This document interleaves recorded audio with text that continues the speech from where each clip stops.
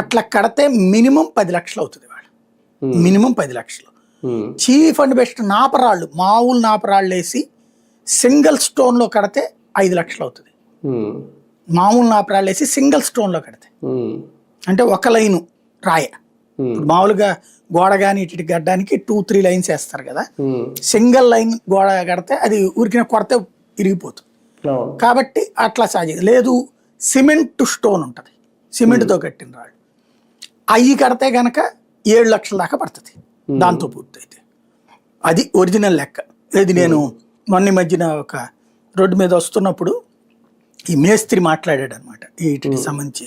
అప్పుడు అతనితో మాట్లాడితే విన్నటువంటిది ఏది, ఈ 48 గజాలంటే వాళ్ళ లెక్క 480 చదరపు అడుగులు, అందులో సెట్ బ్యాక్స్ వదిలేసేసి వీళ్ళు కట్టేది 420, 430 ఆ చదరపు అడుగుల్లో కడుతున్నారు.